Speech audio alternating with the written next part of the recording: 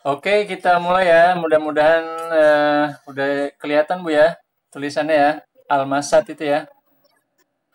Ya, Bismillahirrahmanirrahim. Assalamualaikum warahmatullahi wabarakatuh.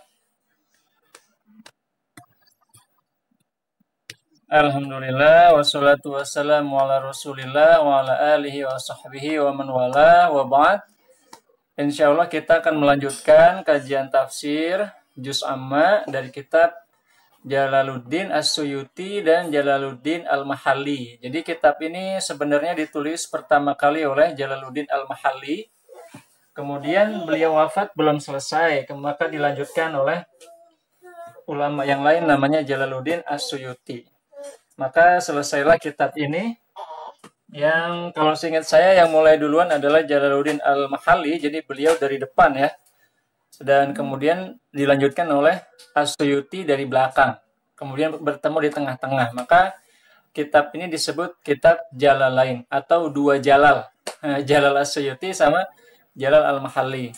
Nah, kitab ini termasuk kitab yang ringkas, jadi penjelasannya tidak terlalu banyak dan rumit, maka banyak dipakai di Indonesia, termasuk di pesantren-pesantren, di masjid-masjid, rata-rata menggunakan tafsir ini, karena ini lebih simple. Aduh, kepencet nih. Sorry. Nah, di pertemuan yang lalu kita sudah membahas sampai surat Al-Ikhlas ya. Kemudian kita sudah bahas An-Nas, Al-Falaq dan Al-Ikhlas. Maka di kesempatan ini insya Allah kita akan melanjutkan lagi surat selanjutnya yaitu surat Al-Masad ya. Nah, surat Al-Masad ini adalah surat Makki. Tabat syada abi lahabi wa tab. Oke, kita langsung mulai ya. Nah, oh ini udah An-Nasr ya. Oh, bentar. Nah, ini penjelasannya di sini berbahasa Arab ya. Sebenarnya sudah ada terjemahannya, cuma kita sekalian belajar bahasa Arab. Nah, ini saya bahas di sini ya. Ini surat Tabat Makkiyah. Ini suratnya surat Makki, turun di Mekah. Khomsu ayatin. Nah, khomsu artinya 5, ayat itu ayat, 5 ayat. Lama da'a sallallahu alaihi wasallam qaumahu. Nah, ketika Nabi Muhammad sallallahu alaihi wasallam. Jadi lama itu ketika, da'a itu memanggil atau mengajak umatnya, kaumnya, qaumahu. Nah, ini dilihat, kita bisa lihat kaumnya ini dia pakai fathah karena di objek ya. Waqala, dan Nabi Muhammad bersabda, "Inni nadhirun lakum baina yaday azabin syadid." Sesungguhnya aku adalah pemberi peringatan bagi kalian. Nadhir artinya pemberi peringatan, lakum bagi kalian. Baina yaday azabin syadid. Untuk menghadapi azab yang dahsyat. Faqala amuhu Abu Lahab. Kemudian pamannya Abu Lahab berkata, "Tabban laka, alihadza da'utana." Tabba ini dia seperti semacam istilah tidak sopan ya, seperti umpatan dalam bahasa Arab yang maksudnya untuk mendoakan celaka begitu ya. Tabban laka artinya celakalah engkau. Alihadza da'utana. Apakah lihadza untuk ini? Da'utana. Nah, da'a yad'u artinya adalah mengajak atau memanggil. Ya, dari sinilah ada kata dakwah ya. Dakwah itu dia masdar dari da'a yad'u, dakwah. Alihadza da'utana. Apakah untuk ini engkau mengumpulkan kami? Jadi da'uta ini adalah fi'il madhi untuk domirnya kamu. Da'utana, engkau memanggil kami. Nazala tabbats. Kemudian turun ayat tabbats. Nah, tabbats di sini kalau diartikan oleh tafsir Jalalain ini khasirats atau rugi. Ya, merugi. Iya ada. Kenapa dia pakai tak maftuh, pakai tak terbuka? Karena dua tangan ya, dua tangan itu kalau dalam bahasa Arab dia menjadi bagian dari mu'annas atau bentuk jamak ya. Jadi kalau jamak kan dalam bahasa Arab jadinya bentuknya feminin. maka dia menggunakan ta di terakhirnya. Sedangkan kalau yang pertama tadi tabban ya, tabban itu artinya untuk ditujukan kepada satu orang yaitu Rasulullah kan. Maka Abu Lahab ini mengatakannya tabban. Tapi ketika di sini ini tabbannya ini kembali kepada tangan. Maka dia bentuknya feminin. Karena tangan itu kan ada dua ya. Jadi tangan itu dianggap jamak. Jadi semua anggota tubuh yang dia lebih dari satu, kayak tangan, kaki, kemudian kuping, mata, itu semuanya dianggap jamak ya. Oh, ini ada Faruk sudah masuk.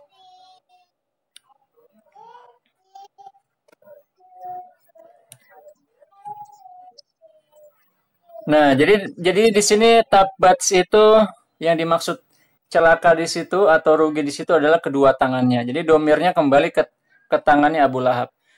Dan Abu Lahab ini kita perlu tahu bahwa beliau pamannya ya. Jadi Abu Lahab ini masih saudara bapaknya. Anak dari Abdul Muttalib. Kakeknya Nabi namanya Abdul Muttalib, punya anak banyak ya. Kalau dalam riwayat dari kitab Ibnu Hisham ya beliau lebih dari 10 bersaudara. Karena Abdullah itu beliau saudaranya laki-lakinya aja ada 10 ya, belum yang perempuannya. Jadi Abu Lahab ini termasuk salah satu pamannya. Ya, saya sendiri belum tahu pasti apakah lebih tua atau lebih muda dari bapaknya ya. Yang pasti dia masih saudara kandung dari Abdullah, ayah Nabi Muhammad. Ai jumlatuhu wa ubiru anha bil yadain majazan. Ya, sebenarnya kenapa disebut celaka kedua tangannya? Sebenarnya di sini kedua tangannya itu hanya mewakili saja untuk mengungkapkan seluruh tubuh Abu Lahab. Jadi yang dimaksud celaka bukan tangannya saja, tetapi seluruh tubuh Abu Lahab. Dan disebut dua tangannya itu sebagai perwakilan saja. Sebagai bentuk dalam istilah balaghahnya disebut majas. Ya, istilahnya ada majas akli, majas lugawi. Jadi dua tangan ini ya bukan dua tangan kan yang dimaksud, tetapi seluruh badannya. Jadi misalkan saya katakan Indonesia membangun gedung olahraga. Nah, itu kan yang membangun bukan Indonesianya, tetapi warga negara Indonesianya, yaitu yang keseluruhan disebutkan untuk mewakili sebagian. Nah, begitu juga kadang sebagian mewakili keseluruhan. Misalkan kakiku telah melangkah di Mekah gitu kan. Nah, yang melangkah di Mekah kan kakinya, tetapi sebenarnya seluruh tubuhnya kan ada juga di sana. Nah, jadi yang dimaksud di sini yang celaka bukan hanya tangannya, tetapi seluruh tubuh Abu Lahab. Jumlatuhu. Jadi jumlah itu maksudnya keseluruhan jiwa dan raganya Abu Lahab. Wa ubiru anha, dan disebut dengan dua tangan ya. Ubiru di sini dari kata ta'bir. Dari kata ta'bir, ta'bir ini artinya ungkapan. Dan diungkapkan dengan tangan bil yadain, dengan kedua tangan, majazan. Ya, sebagai bentuk majas. Majas ini mengandung makna tidak hakiki ya, makna yang tidak sebenarnya. Tetapi yang dimaksud keseluruhan tubuh dari Abu Lahab. Tabat siada Abi Lahab wa tab. Lianna aksarul af'al tuzawal bihima. Karena sebagian besar perbuatan, aksar itu kebanyakan ya, kebanyakan dari perbuatan al-af'al jamak dari fi'alun, artinya perbuatan, tuzawalu bihima. Ya, dilakukan dengan keduanya, artinya kedua tangan. Wadhil jumlah doa, dan kalimat ini adalah doa. Doa untuk Abu Lahab, doa yang buruk ya. Watab. Ya, watab ini dia khosiro juga artinya rugi. Wadhil jumlah, dan kalimat ini khobar, adalah khobar. Kaqaulihim ahlakahullah wa qad halak. Nah, contohnya adalah Allah menghancurkannya dan telah hancur. Ya, jadi di sini benar-benar penekanan ya, penekanan karena disebutkan dua kali tabat siada Abi Lahab wa tab. Nah, dan dia sangat rugi. Rugi kedua tangan Abu Lahab dan dia sangat rugi, dan dia telah rugi. Walamma khawwafahun nabi bil adzab faqala Dan ketika itu Abu Lahab ini membuat Nabi takut, ya, menakut-nakuti Nabi dengan azab bahwa nanti Nabi akan disiksa. Faqala, maka dia berkata, "In kana ma yaqulu ibnu akhi haqqan, fa in yaftadi minhu bimali wa waladi." Jika apa yang dikatakan oleh anak saudaraku ini benar, maka aku mengorbankan diri dan mengorbankan untuk itu, ya, supaya tidak diazab, bimali wa waladi, dengan hartaku dan anakku. Oh, ya, jadi kalau memang aku akan diazab, ya sudah, aku akan bayar azab itu dengan harta dan anakku, katanya gitu. Maka kemudian turun ayat, ya. Oh, iya. Sebentar nih, Bu, ya. Ini anaknya. Tuh.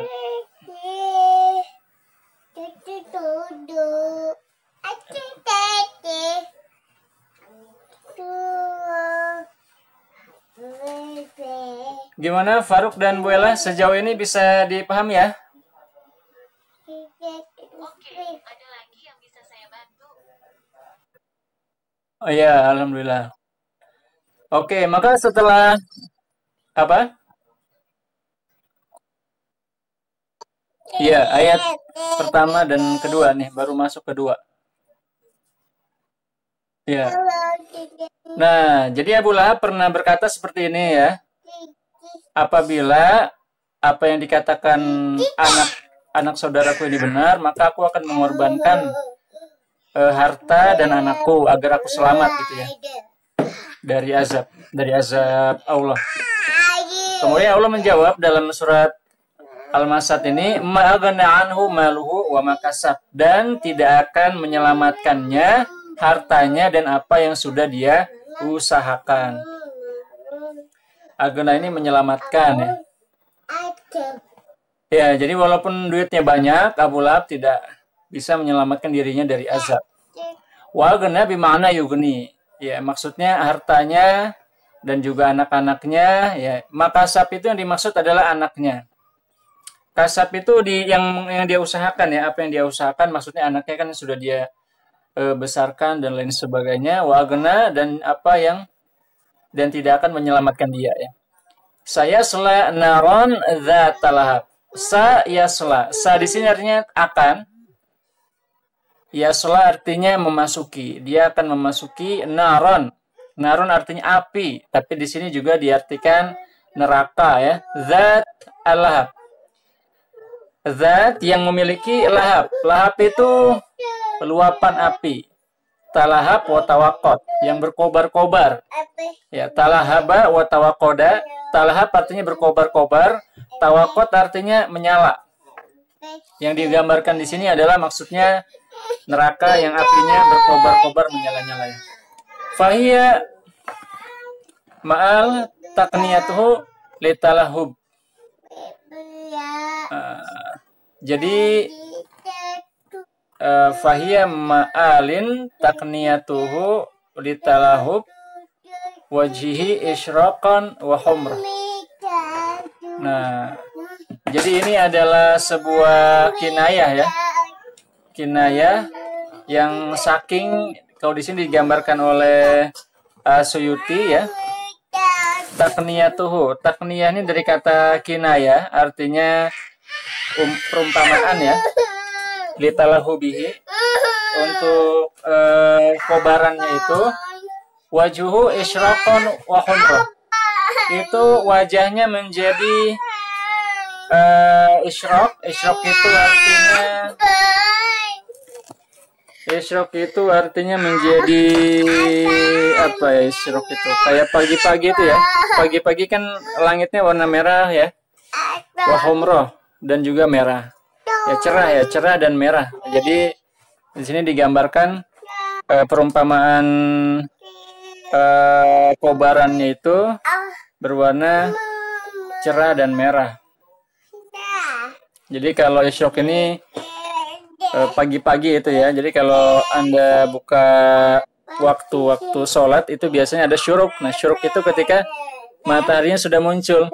Ya, fajar itu kan cuma cuma muncul warna merah dikit ya, tapi kalau isyraq syuruk ini sudah terang.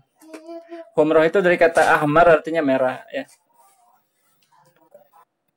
Wa mar'atuhu dan perempuannya, yang dimaksud ini istrinya ya. Atfun ala dhamir yasla, dan perempuannya juga akan masuk.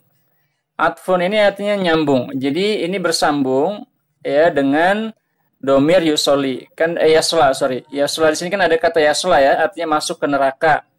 Wa mar'atuhu, dan istrinya juga begitu. Jadi ini bersambung dengan kata yasla, dan istrinya juga akan masuk neraka. Sawagahu al-faslu bi al-maf'ul wa sifati. Ya, kemudian sawago ini apa ya? Saya masih ragu-ragu maknanya. Bil maf'ul wa sifati. Dan di sini dia memang imro'atuhunya ini terpisah dengan ada maf'ul dan sifat. Jadi nar zatalahab. Disebutkan dulu objeknya, kemudian sifat objeknya seperti apa, baru disambung dengan imro'atuhu. Jadi memang terpisah, tetapi dia memiliki nasib yang sama ya dengan suaminya ya, karena ada waw di sini. Waw ini waw ataf, waw sambung yang menyambung nasib dia dan suaminya. Wahya Ummu Jamil, dan dia adalah Ummu Jamil. Ummu Jamil ini nama istrinya ya. Sebenarnya ini disebut Ummu Jamil karena dia itu punya anak namanya Jamil. Oke, sebentar Bu ya, ini saya bantuin anak dulu ke toilet sebentar.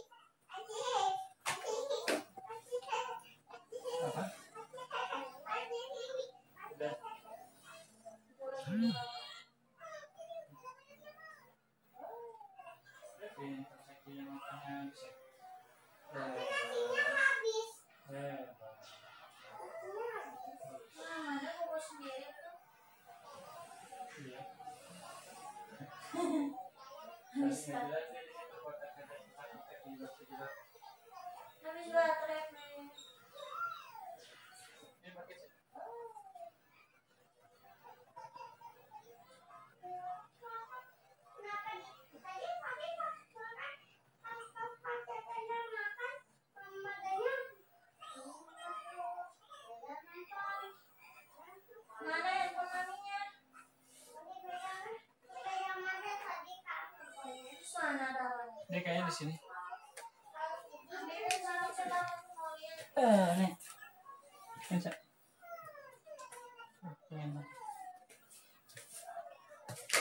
Oke, teman-teman masih online ya?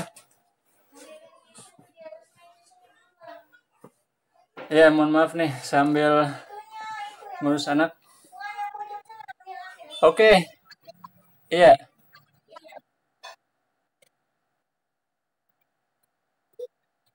Oh,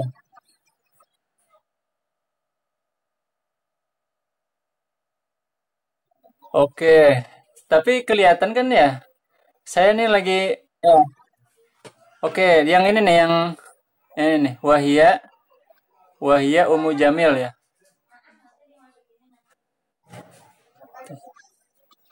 Ummu Jamil. Satu, dua, ketiga, yang ketiga. Heeh. Kayaknya saya udah nggak bisa ngezoom lagi soalnya udah mentok nih. Wahia Ummu Jamil Bu ya. Iya. Mm. Jadi yang dimaksud istrinya itu nama istrinya adalah Ummu Jamil. Jadi kebiasaan orang Arab itu menyebut nama orang dengan nama anaknya. Jadi Abu Lahab ini punya anak namanya Jamil, nah, maka ibunya disebut Ummu Jamil. Nah, Ummu Jamil ini oleh Allah Subhanahu wa taala dideskripsikan selanjutnya hammalah. Hammalah artinya adalah pembawa. Dari kata hammala yahmilu. Artinya orang yang membawa. Birrafai, ya, yang akan mengangkat, ya, yang menggotong. Al-hatab. Al-hatab artinya adalah asyauk. Nah, asyauk itu kalau di sini kayu bakar ya. Asyauk apa? Eh mana ya? Itu di dompet kayaknya di sini. Di tas di jaket ada. Dompet ada dompetnya? Nggak ada. Oh, ini. Ini harus boleh. Oke, mohon maaf ada pesanan triplek. Wa meruat mana tadi ya? Iya. Was sa'adan tulkihi fi tariqin Nabi sallallahu alaihi wasallam. Nah, ini yang birraf'i tadi ya. Al-Hatab. Ya.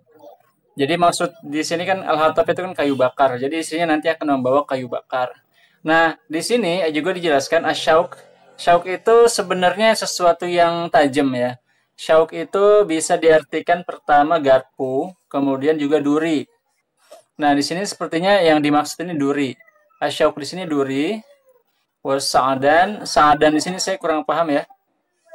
Tulkihi fi tariqin Nabi sallallahu alaihi wasallam, yang pernah dilempar olehnya di jalan Nabi Muhammad SAW. Jadi Ummu Jamil ini beliau salah satu perbuatannya adalah melemparkan duri di jalannya Nabi Muhammad SAW. Nah, maka ini mungkin salah satu hukumannya. Fi jidiha, fi unukiha. Nah, dan di dalam di lehernya hablun min masad, ada tali dari masad atau live. Wahazil jumlah halun min hamalah al-hatab. Oke, kalau kata masadnya sendiri, ini kalau di sini diartikan live ya. Tapi saya pribadi masih belum memahami dari kata live ya. Nanti kalau ada, sebentar, saya buka kamus sebentar ya. Kata masad sendiri untuk memastikan saya buka kamus dulu biar nggak salah ya. Sebentar. Live dan masad.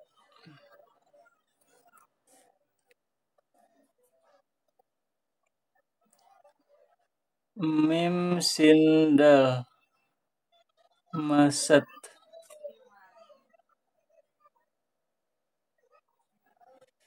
Sabut. Gosok. Iya, jadi masad ini dari kata masad artinya sabut ya. Sabut itu apa ya Bu Ella ya? Sabut itu ini ya, yang bekas bekas kelapa ya? Iya, mungkin sepertinya semacam jerami kali ya. Kalau yang kebayang di pikiran saya sih. Jadi nanti di lehernya fijidiha hablun min masad, ada tali dari sabut. Ya itu nah dan itu kembali kepada hamalatul hatab wa hadhil jumlah, dan kalimat ini halun min hamalatil hatab adalah kondisi dari pembawa kayu bakar, yaitu istrinya. Allazi huwa, yang dia itu, allazi artinya yang, allazi huwa na'tun li imro'atihi, sifat dari perempuannya. Maksudnya perempuannya ini adalah istrinya Abu Lahab, yaitu Ummu Jamil. Au khobar mubtada muqaddar, atau bisa juga dia menjadi khobar dari mubtada yang tersembunyi. Jadi kalau ada mubtada biasanya ada khobarnya. Nah ini adalah khobarnya. Fi jidiha hablun min masad. Jadi pokoknya ini adalah informasi tambahan ya dari Allah Subhanahu wa taala bahwa istrinya nanti yang akan membawa kayu bakar, dan di lehernya akan ditaruh di situ sabut ya, mungkin semacam daun-daun yang sudah kering ya, yang mungkin juga akan ya menjadi bahan bakar juga barangkali. Oke, itulah dia surat yang turun tidak lama setelah Rasulullah SAW dihina oleh pamannya Abu Lahab. Aduh, pencet lagi. Sebentar, maaf. Ya, oke. Sekarang kita masuk ke surat selanjutnya, yaitu surat al apa ya tadi ya? Al-Kafirun ya. Al-Nasr ayat. Nah, jadi di sini sebenarnya ada ramalan ya dalam surat Al-Masad ini bahwa nanti Abu Lahab itu akan masuk neraka. Jadi dari awal-awal sudah dipastikan Abu Lahab akan masuk neraka. Maka sampai wafat pun Abu Lahab tidak pernah berucap syahadat.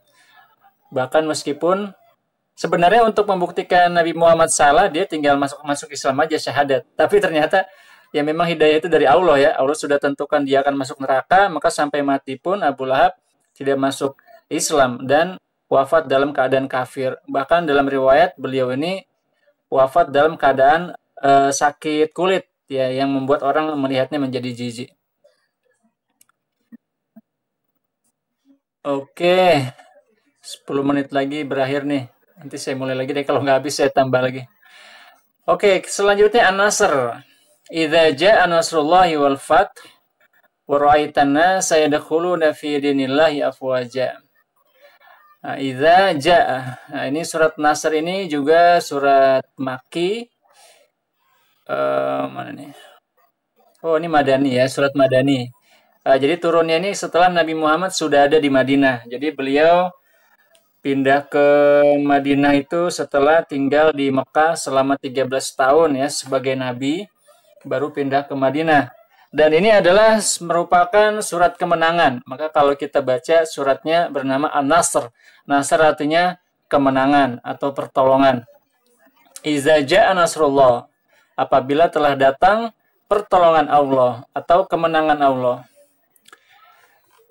Nubai apa ini? Nabi Yuhu ya. Nabi Yuhu sallallahu alaihi wasallam ala a'dai. Maksudnya kemenangan nabinya atas musuh-musuhnya. Wal fath, dan juga fath. Fath ini penaklukan. Ya, yang dimaksud di sini fathnya adalah Fathu Mekah, penaklukan Mekah.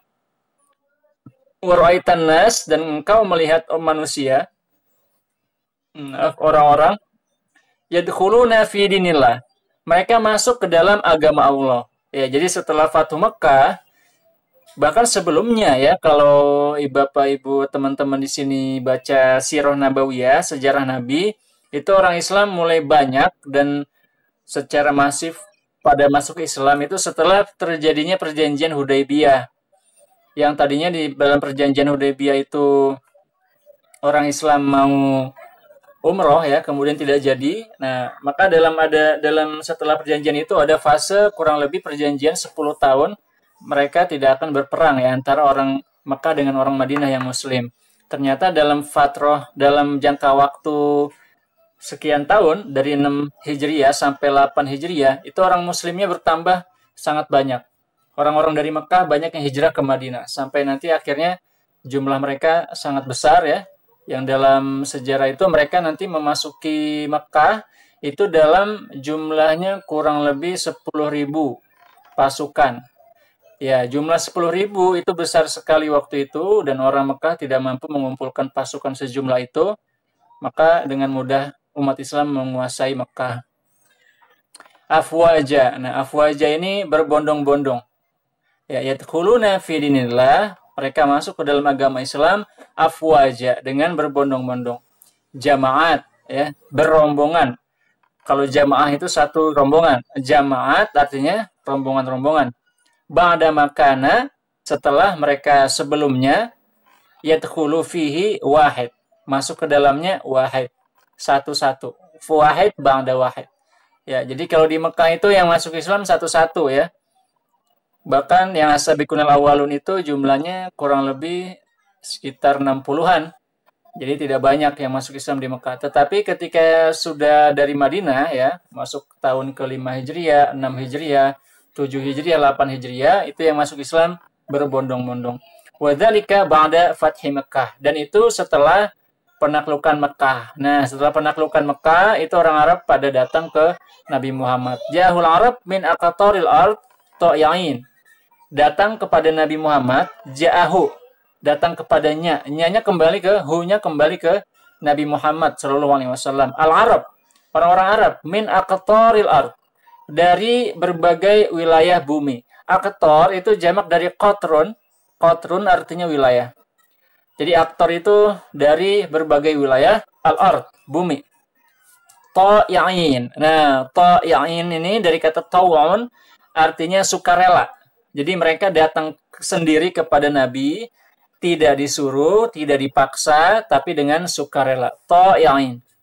Ta'yain ini bentuk jamak ya, bentuk satuannya ta'yaun, jamaknya ta'yain.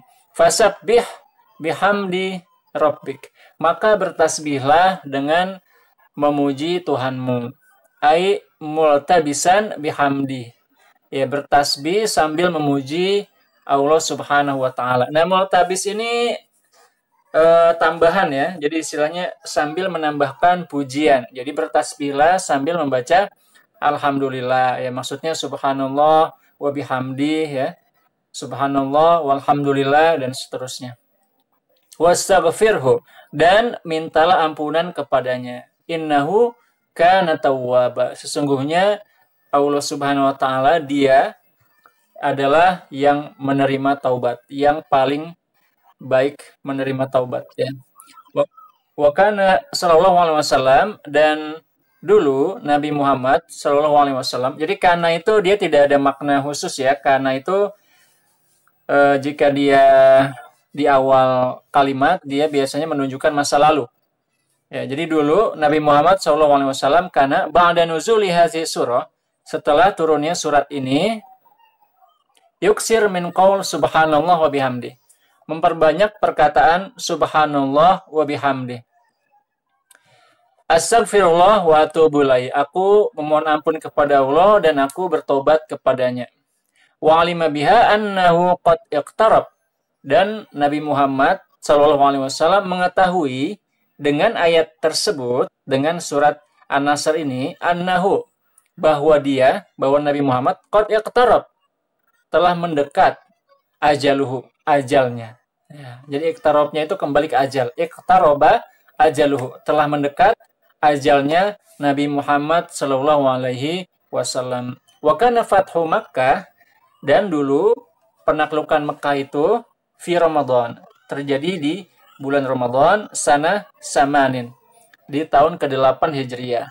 Wa tuwfiya sallallahu alaihi wasallam fi Rabiul Awwal sanata ashrin, dan Nabi Muhammad sallallahu alaihi wasallam wafat pada bulan Rabiul Awal tahun ke-10 Hijriah. Jadi beliau 2 tahun kemudian wafat, meninggal dunia. Innalillahi wa inna ilaihi raji'un. Oke, itu surat An-Nasr ya. atau Al-Fat bisa juga, tapi Al-Fat ada surat sendiri ya. Oke, selanjutnya surat ketiga yang akan saya bahas, mudah-mudahan waktunya masih cukup, adalah Al-Kafirun. Nah, ini surat Maki, turunnya di Mekah, atau ada juga yang berpendapat Madaniyah, sita ayat, 6 ayat. Nazalat lama qala rahtun minal musyrikin lin nabi ta'budu alihatana sana wa na'bud ilahaka sana. Surat ini turun ketika ada sekelompok dari orang musyrik berkata kepada Nabi, engkau menyembah Tuhan kami 1 tahun. Ya, kamu sembah Tuhan kami 1 tahun. Wa na'bud, dan kami sembah ilahaka, Tuhan kamu setahun. Jadi setahun ganti-gantian, tiap tahun ganti-gantian Tuhan gitu ya.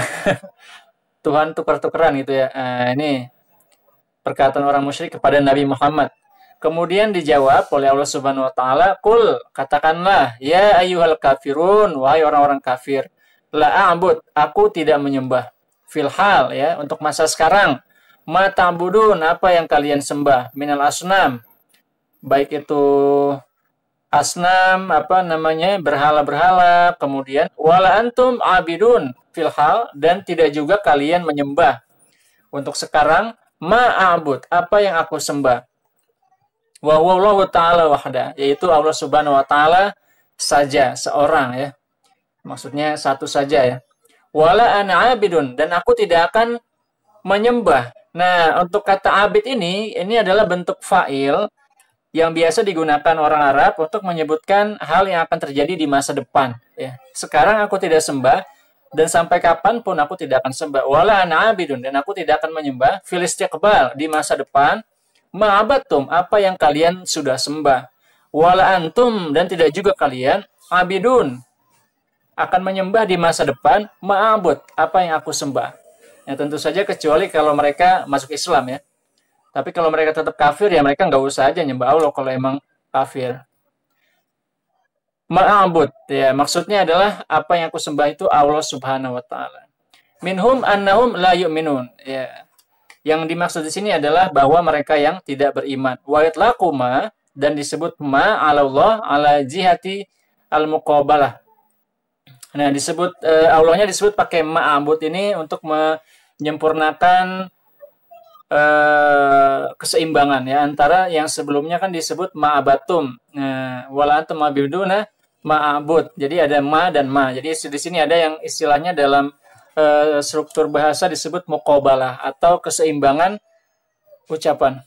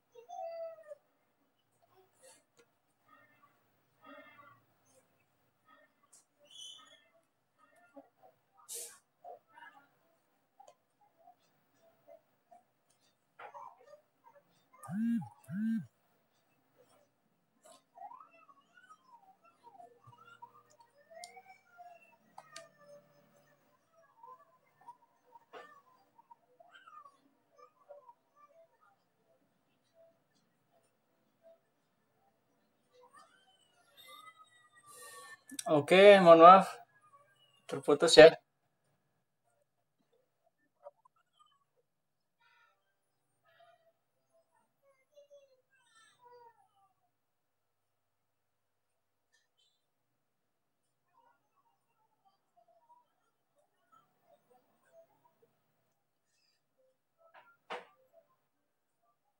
Oh.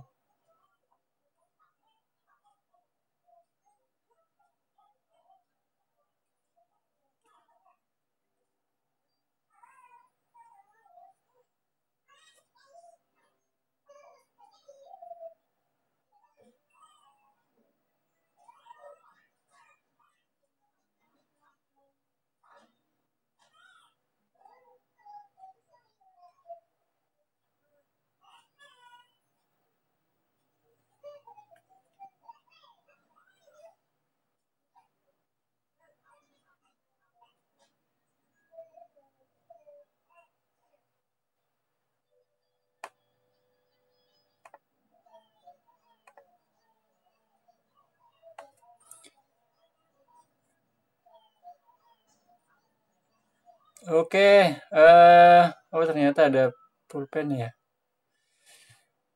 Gimana Faruk? Udah kelihatan ya? Udah. Ini Bu Ella belum gabung lagi nggak apa-apa deh. Saya lanjutin ya. Oke, tanggung ya. Saya lanjutkan. Jadi kita sudah sampai ini tadi ya, ma'bud. Nah, jadi ma di sini untuk bentuk keseimbangan ya. Karena di sebelumnya ini sebelumnya. Hmm, senggol-senggol dikit berubah ya.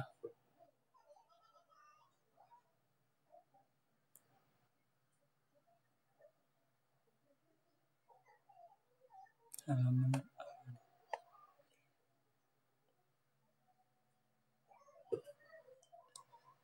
Oke. Nah,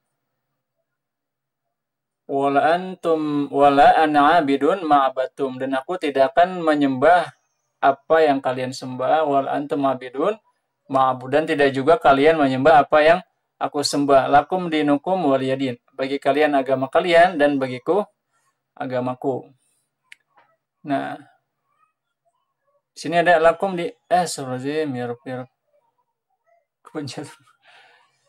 Ya Rabb ya Rabb.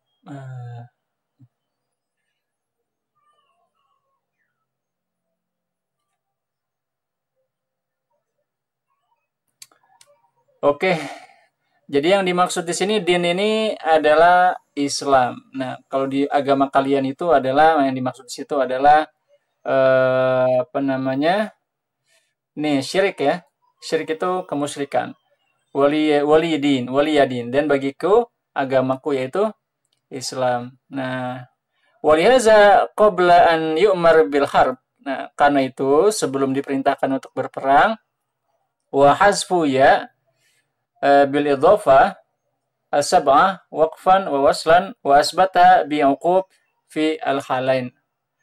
Nah, ini sebelum ini perlu kita ingatkan ya, haza qabla ayyumar bil harb. Ini sebelum diperintahkan berperang.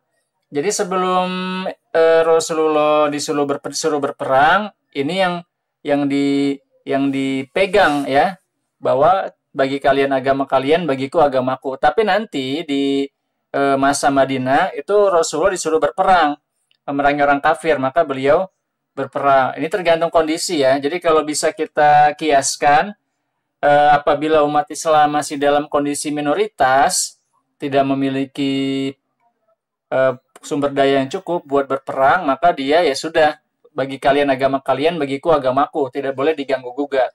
Tetapi ketika sudah besar ya, sudah memiliki potensi yang cukup, maka di situ yang berlaku ya hukumnya adalah berjihad ya, untuk menyebarkan dan juga memerangi orang kafir yang memang zolim ya. Kalau tidak zolim ya tidak diperangi.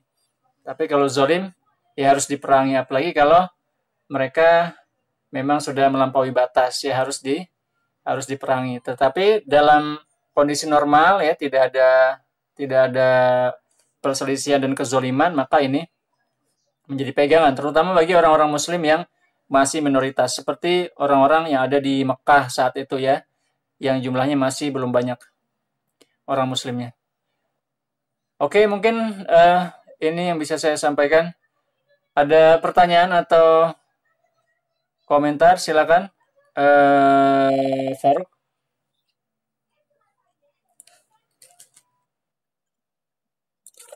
Nggak ada, oke. Bisa dipahami ya sejauh ini? Oke, alhamdulillah. Mudah-mudahan ada manfaatnya. Kalau gitu saya cukupkan. Terima kasih banyak atas partisipasinya. Gimana Faruk, sampai pelajaran ke berapa kemarin? 17 ya? Sejauh ini bisa ngikutin ya? Hmm. Oke, ya alhamdulillah, mudah-mudahan bisa konsisten terus istiqomah ya sampai akhir, biar ya lebih lengkap lah pengetahuannya, dan mudah-mudahan mendapat ridho Allah Subhanahu wa taala. Oke, saya cukupkan, kurang lebihnya mohon maaf.